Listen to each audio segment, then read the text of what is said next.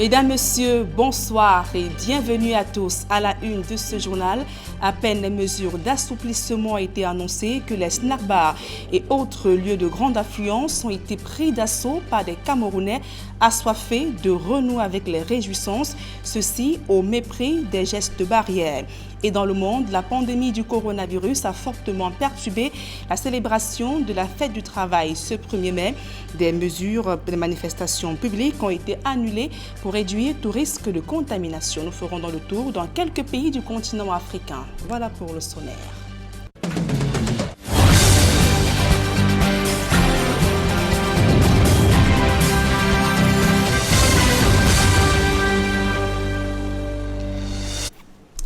Mesdames, Messieurs, une fois encore, bonsoir et merci d'honorer ce rendez-vous de l'information sur Equinox Télévision. L'allègement des mesures préventives dans la lutte contre le coronavirus a provoqué une effervescence populaire dans les principales villes du pays. À Ezeka, dans le département d'Union Ekele, région du centre, la vie a repris son cours normal. Les snack-bars et autres débits de boissons ont été pris d'assaut par des Camerounais assoiffés de renouer avec les réjouissances. Le reportage de Joël Niem, Isabelle Carole Zoupet. À peine le gouvernement a levé la restriction sur la fermeture des débits de boissons après 18 heures que la ville d'Ezeka, rayon de la joie des consommateurs qui retrouvent leurs vieilles habitudes.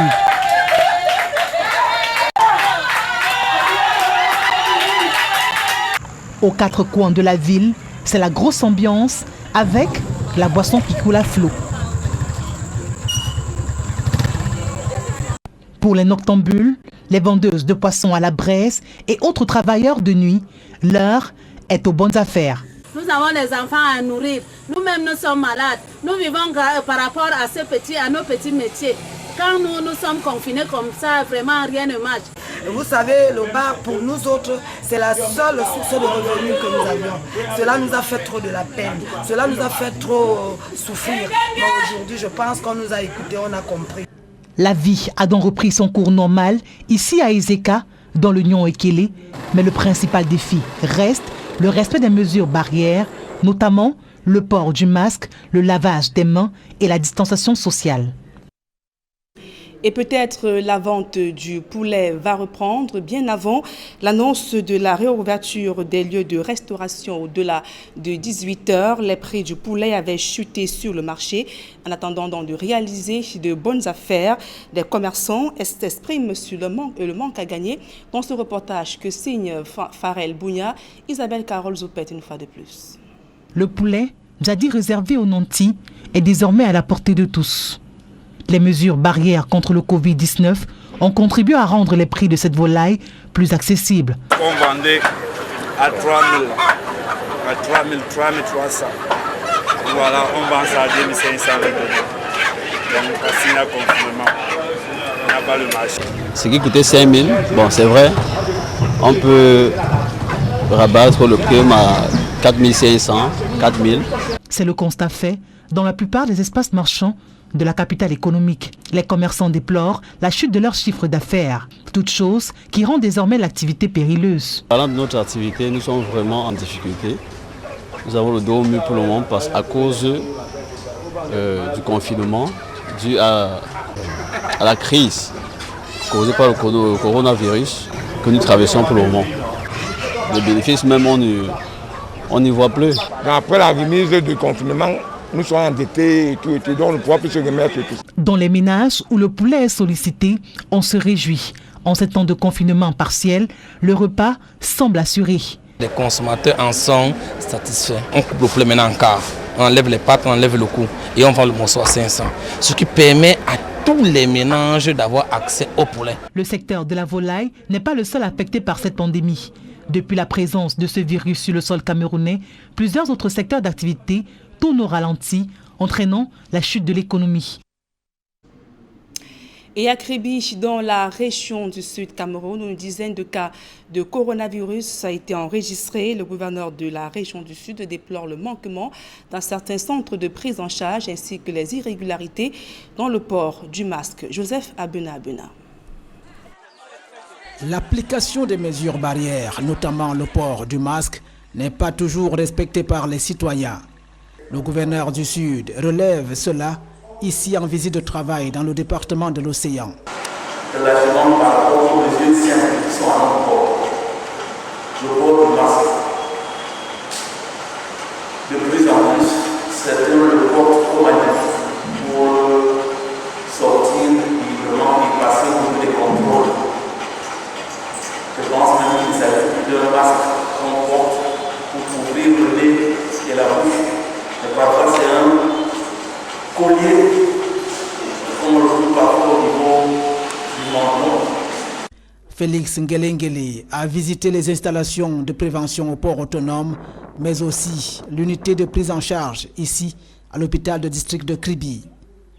Ici à l'hôpital, on observe un manque déplorable d'équipements de protection du personnel soignant. Dans l'évaluation générale de la région du Sud, on compte 9 cas testés positifs au Covid-19 sur 77 prélèvements, donc 25 résultats sont en attente. Les mairies, pour l'heure, multiplient des caravanes de sensibilisation avec remise de matériel barrière dans les quartiers et villages. Satisfaite parce que j'ai senti que l'écho était perceptible par mes populations. Cette campagne de sensibilisation et de distribution des kits MADIC pour de la prévention du coronavirus, du Covid-19, a touché toutes mes populations. Partout où nous sommes passés, nous avons vu que les populations n'attendaient que ça. Certains étaient ignorants d'ailleurs, parce que dans les villages, surtout les villages reculés, nous avons senti que les gens étaient vraiment ignorants de cette pandémie. Et notre passage était vraiment salutaire.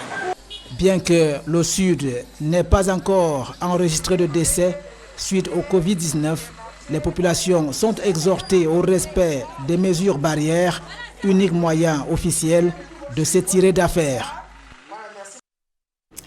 Et je vous le disais en titre, la célébration de la fête du travail 2020 gâchée par la pandémie du coronavirus. Ce 1er mai, des manifestations publiques défilées des travailleurs ont été suspendues en raison de cette pandémie. Le gouvernement a pris la décision d'annuler les manifestations en raison de la nécessité de respecter la distanciation sociale et les mesures barrières contre le virus. Et la 134e édition de la Fête du Travail se déroule sous le thème « Les comités d'hygiène et de sécurité au travail, une institution de paix sociale, de prévention et de productivité et développement durable ». L'Afrique, comme l'ensemble du monde, est aussi touchée par la maladie à coronavirus. Les pays ont pris des mesures allant jusqu'au confinement pour éviter la propagation du virus.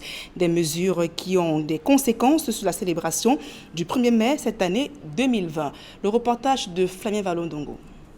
Des manifestations souvent organisées le 1er mai n'ont pas été respectées cette année pour cause de la pandémie du coronavirus qui secoue les pays d'Afrique et du monde.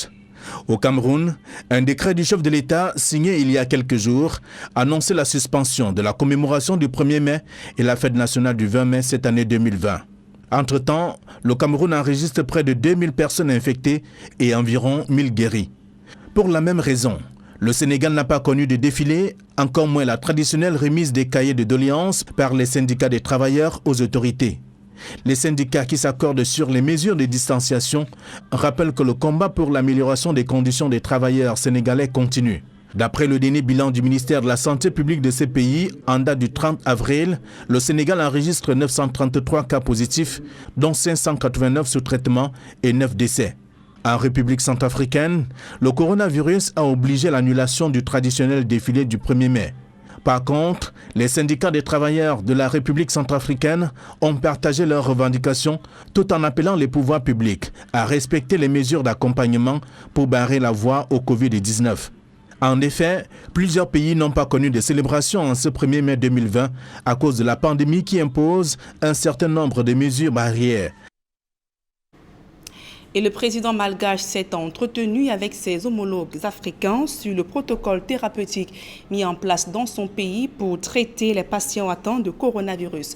Composé de plantes médicinales, ce traitement est, selon le président malgache, une opportunité pour l'Afrique de compter sur ses propres ressources pour soigner sa population et éviter par la même occasion les diktats de l'aide extérieure. Nous l'écoutons. Bonjour. Excellence, Monsieur le Président, aujourd'hui nous avons entre nos mains une solution simple, naturelle et efficace pour nous aider à vaincre cette pandémie. Notre impératif à tous est le même, préserver et sauver les vies en danger sur le continent. Notre devoir est avant tout de protéger nos peuples, nos enfants et nos familles. Il est donc plus que jamais temps de coordonner nos actions. C'est l'heure de la solidarité africaine. Nous pouvons faire la différence dans la lutte mondiale face à ce coronavirus. Sachez, Monsieur le Président, que Madagascar est prêt à collaborer avec ses frères et sœurs africains. À l'instant même où je vous parle, une délégation de la Guinée équatoriale atterrit sur le sol malagasy pour récupérer leur première commande de Covid organique, que Madagascar, bien évidemment, offrira sous forme de dons pour les malades du coronavirus. Demain, nous accueillerons la délégation de la République de la Guinée-Bissau en charge de la distribution pour les hôpitaux des 15 pays de la CEDEAO. Il y a un adage chez nous qui dit que c'est dans les moments difficiles qu'on reconnaît les vrais amis. Nous sommes là, Madagascar est là pour venir en soutien et en aide à tous les pays amis dans leur action face au Covid-19. Excellence, Monsieur le Président, je suis certain qu'à travers nos efforts associés, nous vaincrons cette pandémie en puisant dans le meilleur de nos traditions, de notre biodiversité, en soutenant notre jeunesse et nos scientifiques. Investissons sur toutes les initiatives qui valorisent nos pays et notre continent. Je l'ai toujours su, Madagascar et l'Afrique ont tout pour réussir. Nous avons toutes les ressources et l'énergie pour accomplir cela. Et aujourd'hui, si on veut laisser une nouvelle Afrique à nos enfants, c'est nous tous qui devrons nous engager pour changer le cours de l'histoire et la vie de nos concitoyens. L'avenir compte sur nous et repose sur nos épaules, car personne à part nous, frères et sœurs africains, ne pourra et ne saura changer notre situation. Plus que jamais aujourd'hui, alors que le reste du monde se tourne enfin vers l'Afrique et commence à constater notre potentiel, nous devons défendre nos valeurs et le bien de notre peuple. Mes chers frères présidents, plus que jamais, l'Afrique est fière et déterminée. Je vous remercie. C'est le lieu du lien d'ailleurs. Au moment de la célébration de la Journée internationale du travail, des voix s'élèvent dans les milieux éducatifs pour crier à l'injustice. C'est le cas de Samuel Beyon, enseignant de mathématiques qui depuis 3 ans n'a toujours pas été intégré à la fonction publique.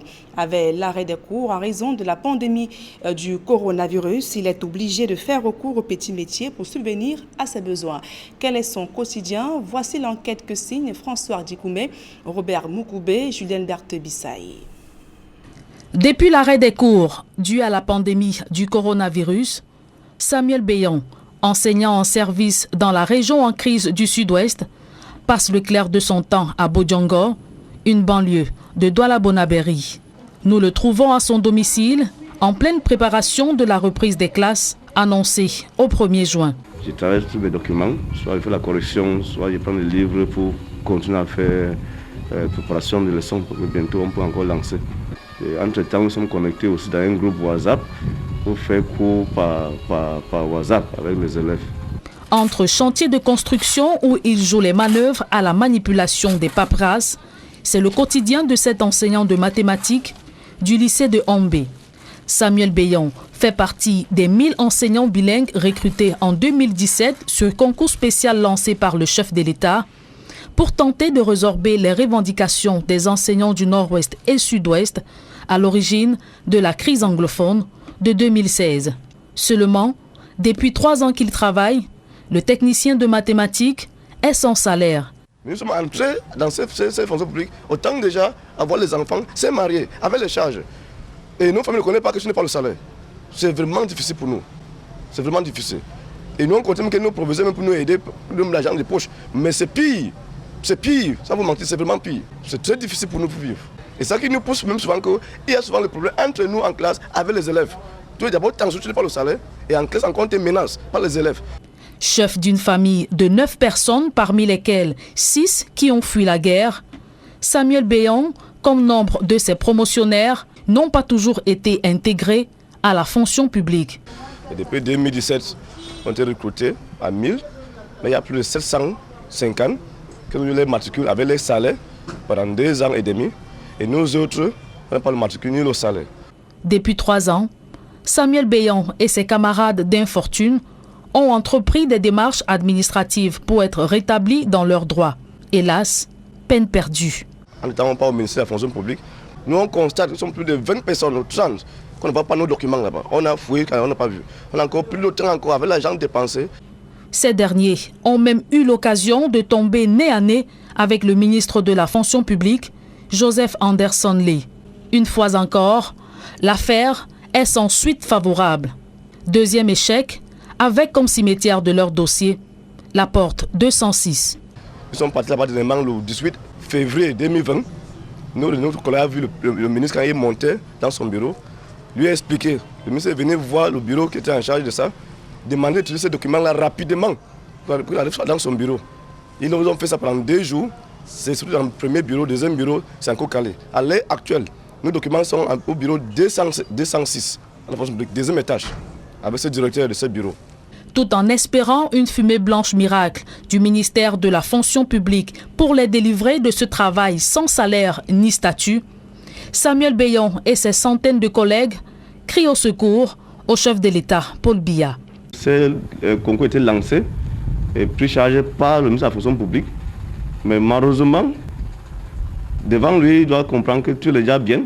Mais malheureusement, sur le terrain, ces concours de 1000 jeunes professeurs, il y a 700 qui sont déjà avec le salaire rappel, il y a à peu près 250 et 300 qui restent sans matricule et sans salaire et qui sont sur le terrain, qui font le même travail comme les autres. Et je parle comme une victime.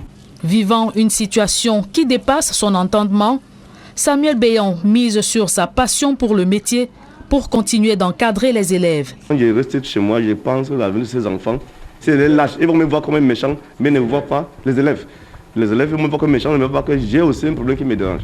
Mais ils me voient comme un professeur qui n'est pas sérieux, un professeur qui ne veut pas avoir l'avenir.